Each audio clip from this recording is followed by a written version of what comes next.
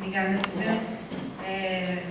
Para mim, super interessante todas as falas, acho que mostra bem como que o terceiro setor, principalmente, tem usado as informações, né, e além de produzir conhecimento, também colabora para a implementação do sistema e também produz informação e é referência, né, como no caso do SEG que o professor trouxe aqui.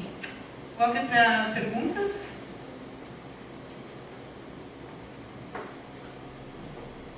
Oi, boa tarde a todos. Queria só fazer uma complementação às informações que o Bruno trouxe para a gente quanto à análise de carga, né?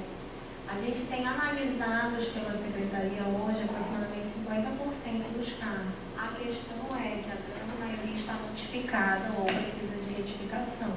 E isso a gente sabe que é um procedimento que depende do detentor.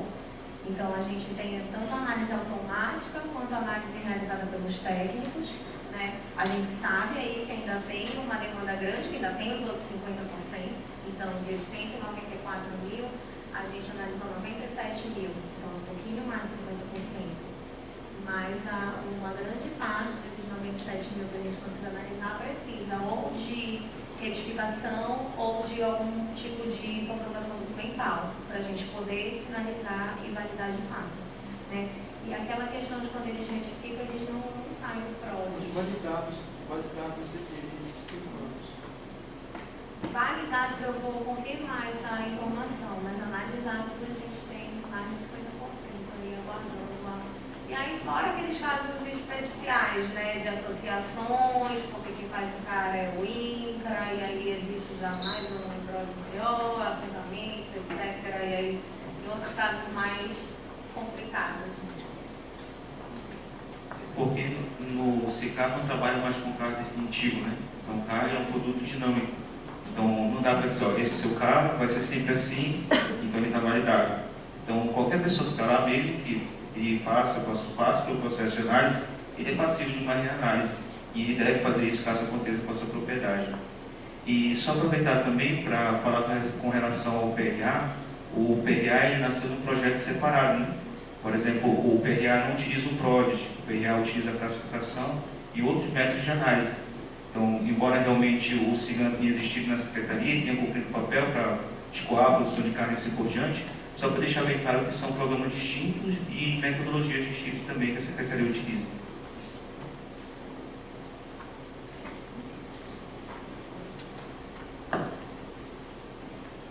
Na verdade, eu tinha uma pergunta para a Vivian, mas é mais uma curiosidade. Não sei se você vai saber me responder. Por que caiu a produtividade ali naquela região de Goiás? E só um comentário, doutor Heron. A gente vive numa era de pós-verdade, né? Então, chegar nesse tipo de informação, de onde é que vem o conhecimento e como é que gera o conhecimento, eu acho que é um papel da sociedade civil aí, cada vez mais, e da academia, né, de todos os setores, produzir esse tipo de informação. A gente tem, relacionado ao Código Florestal, diversos setores da mídia que preferem publicar dados sem premissas divulgadas do que dados que contrariam interesses setoriais. Então, é muito importante a gente ter essa interligação com as universidades e está gerando, de fato, os dados que inibam esse tipo de comportamento. Boa tarde. A pergunta para a Vivian, sou Maria, do PNDES do Amazônia. Em relação ao que você falou, para você falar um pouquinho mais em relação ao que você falou no final do desafio, de aumentar a adesão ao PRA, né? Se você enxerga que com essas informações e ferramentas que a gente tem disponíveis hoje, existe alguma forma de auxiliar nessa tarefa, nesse desafio da gente conseguir mais adesão e conseguir dar escala para a regularização ambiental dos imóveis.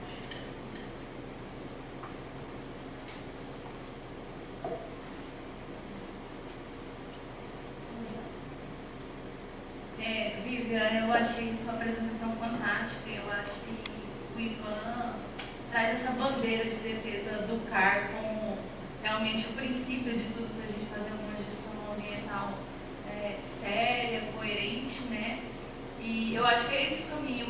mas eu compartilho da mesma ideia da minha colega do Pará. A gente hoje tem uma reprovação imensa do CAR. Eu estou falando de CAR, sabe? É algo muito grande. Eu acho que os técnicos, de uma forma geral, não estão sabendo fazer o CAR. Eu não sei se é culpa de um sistema ou é culpa de outro sistema. Não consegui identificar isso. A adesão ao PRA ela ainda é mínima. Então, eu acho que o IPAM, como o terceiro setor, outras organizações, o ICB, que é tão atuante no nosso estado, né? Estamos trabalhando de forma coletiva para ver se a gente consegue impulsionar isso. Eu acho que a gente tem um problema anterior a isso que a gente precisa resolver para a gente conseguir avançar com esse dado validado, né? Então fica aí uma provocação para a gente conseguir realmente construir algo que avance nesse sentido, porque a validação do CAR ela tem uma meta, né? Eu realmente não consigo acreditar nessa meta a curto prazo se a gente continuar nesse caminho de reprovação e de poucas adesões, como é o nosso caso hoje. Oi, minha pergunta é para a Vivian, emendada com o que a amiga do BNDES falou. Assim, primeiro, parabéns, realmente é um trabalho bem bacana, que apresenta perspectivas que são perspectivas bem objetivas de como você está podendo trabalhar com a valorização da floresta em pé. Mas a gente tem uma questão nesse momento, que é o quê? Que muitas das situações do que se trata de floresta em pé, principalmente porque aqui o foco, pelo que eu noto, são produtores rurais, muito mais do que obras de licenciamento, né? Do que obras públicas, no caso. Então, a gente tem uma questão da perspectiva econômica da valorização dos produtos que leva à necessidade de conservação de áreas para isso, né? Muito no sentido de certificação e outras questões. Mas, assim, agora nesse momento, e principalmente a questão de adesão do PRA nesse sentido, a gente vive um ataque muito grande à legislação. Então, a gente tem, durante essa semana aqui, tramitando um projeto de lei que está com a possibilidade muito grande de anular 0186 do CONAMA, de liberar, de levar, mesmo sem condições reais de implantação da Lei Complementar 140, está levando licenciamento de áreas de implantação de reservatórios em APP para as municipalidades, sendo que os municípios no Brasil, os municípios de menos de 50 mil habitantes, de até 50 mil habitantes, representam quase que 90% dos municípios brasileiros que não possuem estrutura real e muitos deles, a grande maioria, não tem a menor possibilidade de licenciar nada, nem licenciamento simplificado para agricultura familiar, quanto mais está trabalhando com licenciamento mais detalhado de implantação de empreendimento em APP, né? Então, nesse sentido, eu queria saber se vocês fazem algum tipo de monitoramento e de ativismo junto ao legislativo. Se isso tem um acompanhamento, porque isso tem um rebate na vida real, né? Porque muito do cenário que se apresenta hoje em dia, principalmente de perspectivas de construção de política pública, é um cenário que vem num cenário de crescente de valorização dessas questões, que ocorreu no máximo até 2014, com todas as dificuldades que a gente teve. Quando você vai fazer um rebate real de possibilidades e orçamento existente nesse momento, a gente vê que muito disso é dificultoso. Inclusive, uma das questões que a gente apresenta existe um projeto de lei sobre pagamento de serviços ambientais que dorme no Congresso Nacional, acho que, sei lá, mais de 10 anos. Enfim, é isso. Obrigada. Parabenizar aqui os colegas do Maflora, né, pela entrega, bem interessante. Eu vou fazer uma pergunta aqui e depois um comentário sobre algumas falas. A pergunta é, a gente, claro, quando chegar em casa vou dar uma navegada, mas eu não vi se dá para saber já quanto de madeira está chegando aqui no DF, por exemplo, daquelas origens lá do Pará.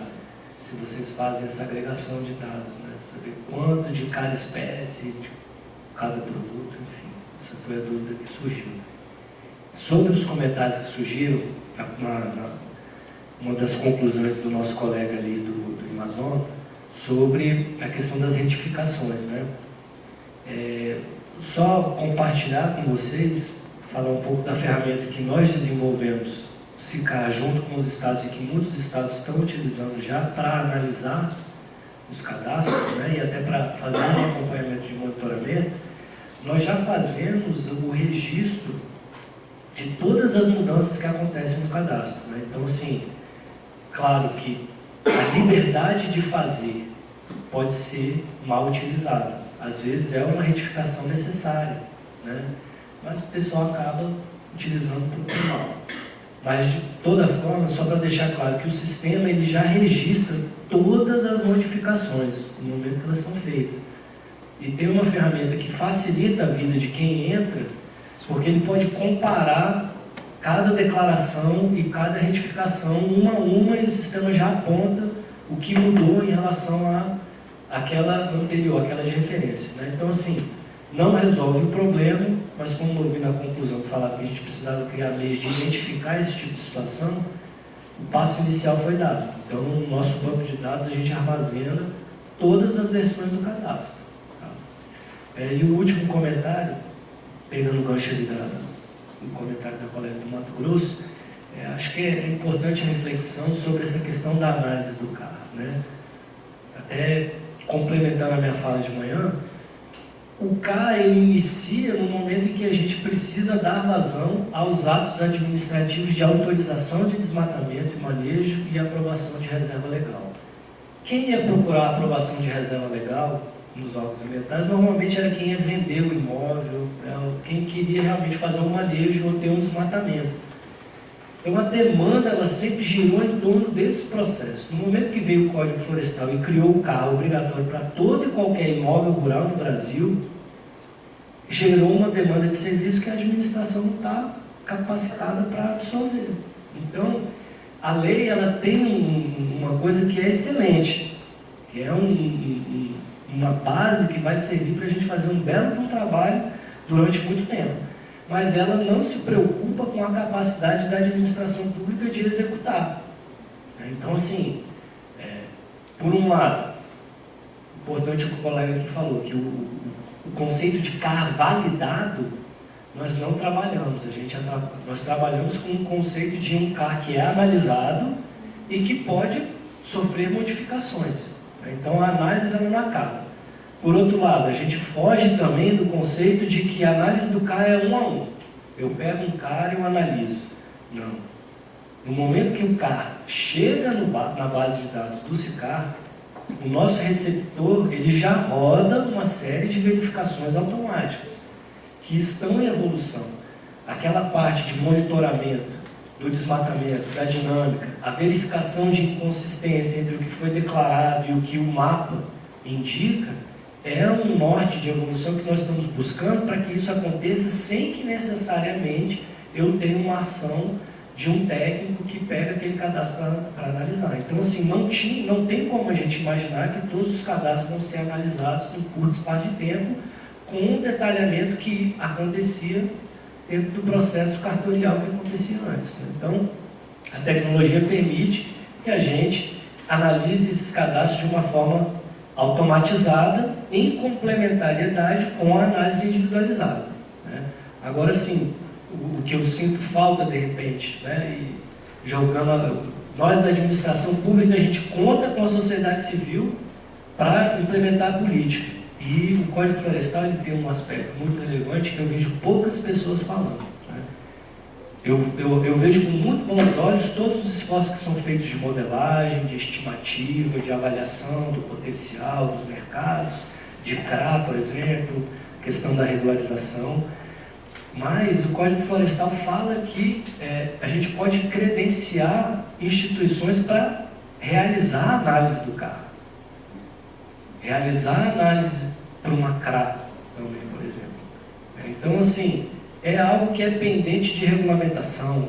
Seria interessante um movimento, eu acredito, de ocupar esse espaço que a administração pública vai ter uma dificuldade enorme para absorver, que é a análise dos cadastros.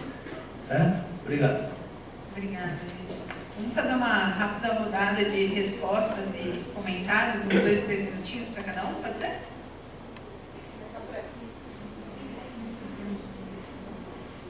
Bom, então, eu juro que eu vou lembrar de todas as perguntas aqui, mas vou começar pela da soja em Goiás, da Roberta. Eu fiquei feliz com essa pergunta porque eu tenho uma amiga que está defendendo um mestrado agora na Embrapa sobre soja. E eu sou de Goiás, né? Sou de Goiânia.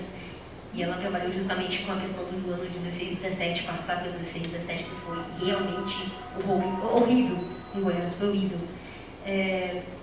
Graças a... Qual que é o santo da chuva mesmo?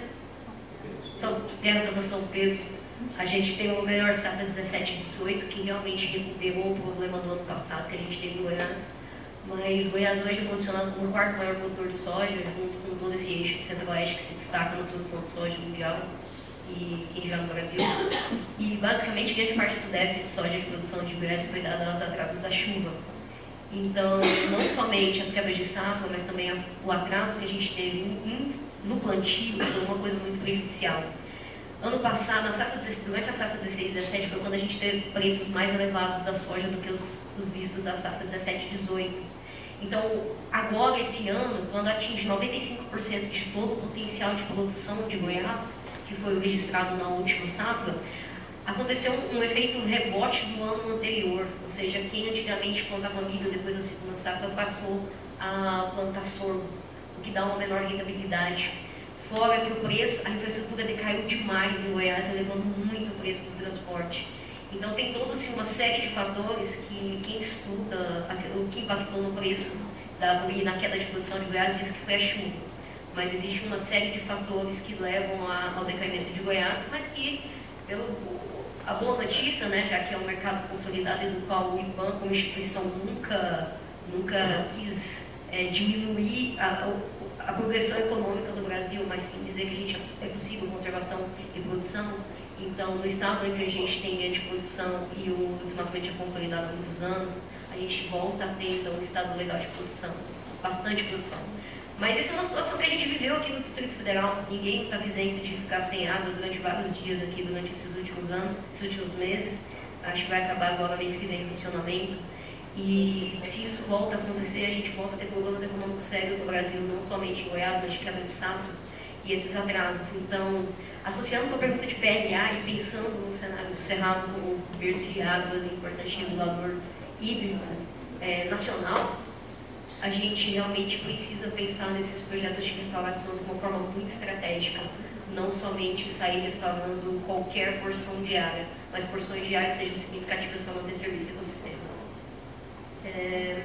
Sobre o PLA, na verdade, eu acho que a gente precisa do CAR da necessidade, né? É um perfil brasileiro trabalhar com a necessidade, enquanto não há necessidade, realmente, dificilmente a gente encontra pessoas que têm uma personalidade de ser mais proativo. Infelizmente, mas eu acho que a gente não estendendo mais o prazo do CAR, e o CAR tornando-se uma obrigação, e a regularização ambiental se tornando uma obrigação para acesso ao crédito, e a gente sabe que no Brasil o acesso ao crédito para a produção é a grande maioria, a gente fala de pouquíssimos produtores que não acessam crédito para a produção, a gente vai começar a ter uma maior adesão ao PRA. Então, eu acho que o incentivo vai ter que ser um incentivo um pouco duro, que é de que você não tem acesso à linha de crédito para poder realmente, enquanto você não tiver um status de regularização ambiental. Infelizmente, mas a gente conta que, de novo, né, é só por causa do CAR e do código e se estabelecer essas ferramentas em utilização ativa que a gente realmente vai ter um processo de restauração. Eu concordo com você sobre essa questão do CAR. Infelizmente, a migração do sistema do Mato Grosso, eu acompanhei quão pouco o CAR foi migrado diretamente, quantas pendências foram geradas. A questão do autodeclaratório, ele transita, ele é uma faca contra as mãos assassinas de dois legumes, né? A gente tem aquela potencial de realmente conseguir cadastrar mais propriedades de uma forma rápida e realmente engajar a sociedade na ferramenta, o que foi fantástico. Em compensação, a gente está passível de sofrer por todas essas situações.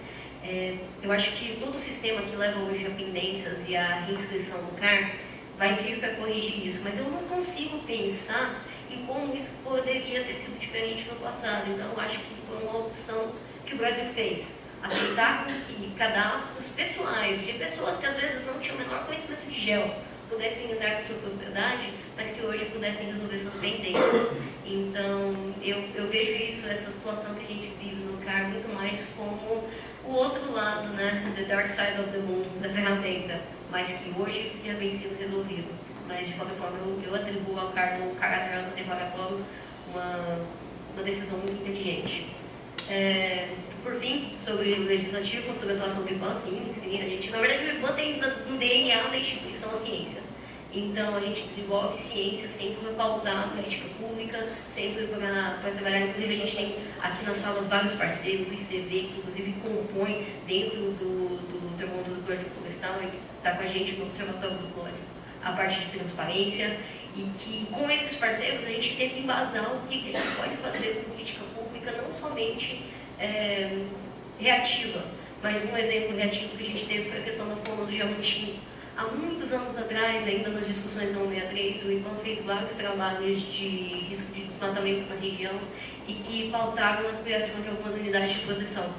Então, a gente tem esse trabalho sempre pautado na ciência, a gente vive essa realidade de Publisher Parish lá, mas que realmente tem dado esse maior apoio para a gente poder trabalhar no âmbito de políticas públicas, mas que é a menina dos olhos nossos, assim.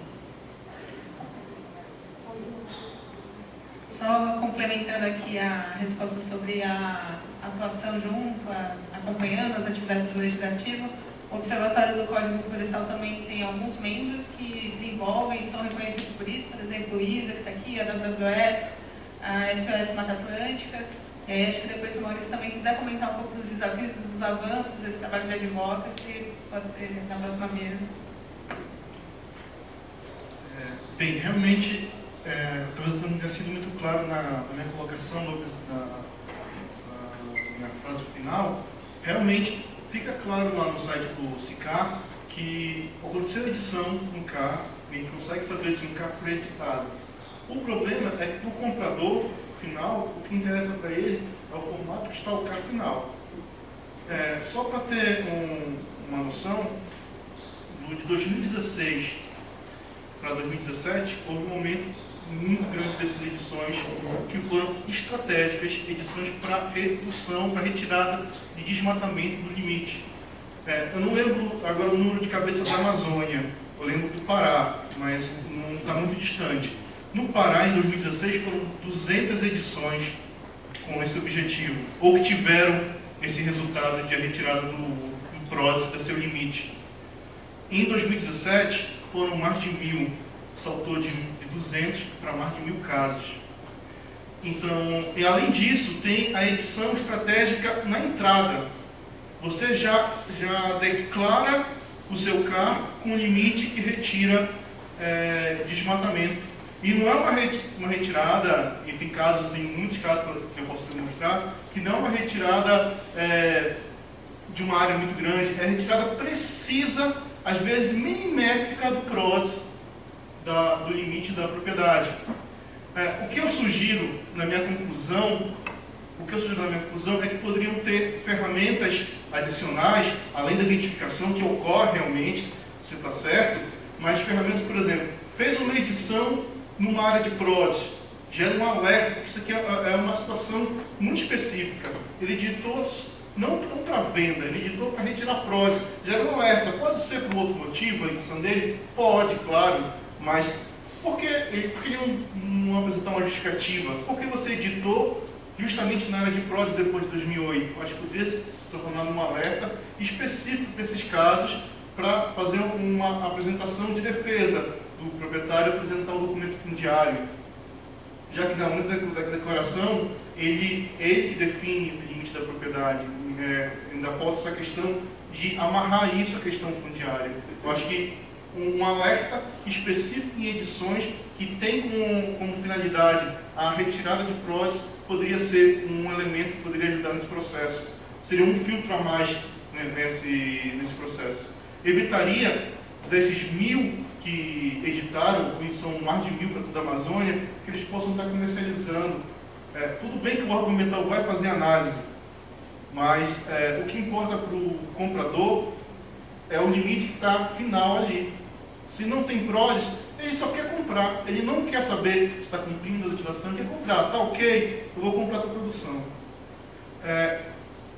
Em relação a isso, a gente está preparando um estudo que vai demonstrar o número de edições em toda a Amazônia nesse período, estado por estado, e demonstrar que esse nível de edições específica para prótese vem aumentando. Sobre a questão da validação, eu usei a nomenclatura validação, não análise. Eu sei que hoje vocês estão adotando a questão da análise, só que, como foi dito, 50% analisado. Mas quantos por cento tem de aprovação de reserva legal desse número? Quantos por cento desse número está aprovado no limite?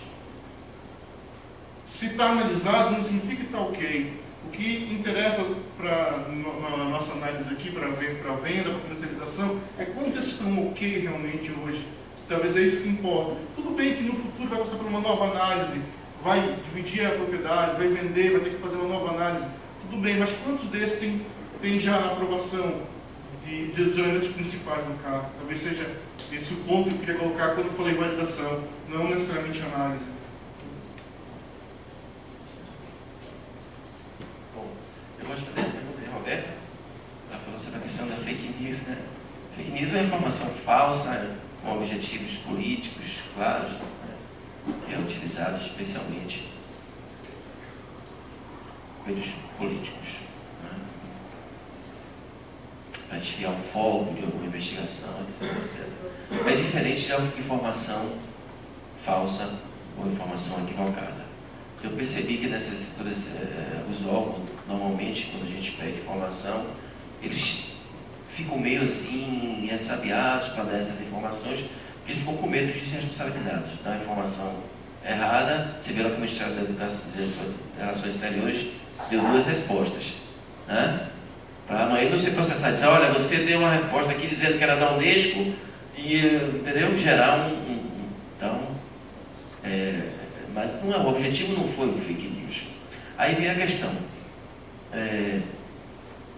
Eu, por exemplo, eu estou ainda aqui no fuso horário.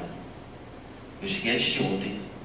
Cheguei ontem, estava dando uma palestra lá na Sorbonne, justamente sobre mudança climática e a Convenção do Clima. E eu falando da questão do crédito de carbono e tal, e mostrando a partir do estudo de um projeto que a Holanda fez no Brasil, na Bahia. Ela tirou o lixão que tinha lá em Salvador e fez um aterro e recebeu o certificado de emissões, né? De redução de emissões reduzidas, né? E estava falando isso, né? Com os dados que tinha pego e mostrei mostrando como o Brasil, 60% dos municípios não cumpriram ainda a legislação, o fim dos aterros sanitários, dos aterros a céu aberto, né? Estou falando, poxa, o Ministério Público não ter feito nada, ou seja, e inclusive que terminei minha palestra dizendo que tinha no Brasil, na nossa capital, o segundo maior lixão a céu aberto, a 15 metros do Congresso, e que não tinha sido. E terminei minha palestra, tal. Quando terminou a palestra, um colega meu, que é chileno, mas ensina aqui na UNB, já tem 3 meses que o lixão acabou. Entendeu? Ou seja, não foi fake news. Diz que 3 meses, qualquer conhecimento que você tem, em 3 meses ele já está obsoleto. Então, eu tinha pesquisado, estava com uma fonte equivocada e já tinha falado. Eu fui lá no outro dia, levantei, fui na palestra, pediu a permissão ao professor que estava dando a palestra e expliquei que eu tinha cometido um erro, um equívoco, que o lixão tinha terminado de Brasília, que agora está lá. Expliquei para eles, mas não foi uma fake news, né? Eu acho que a mesma coisa aconteceu com a professora Edna, né? Ela deve ter feito aquela pergunta, essa foi a tese de doutorado dela no FMG. Deve ter no mínimo, se a minha já tem minha tese de doutorado já tem uns 15 anos, a dela deve ter uns 20 ou mais. Ela daquelas do início mesmo, né, diante da Constituinte, né? Você vê, ela já tinha escrito o livro dela.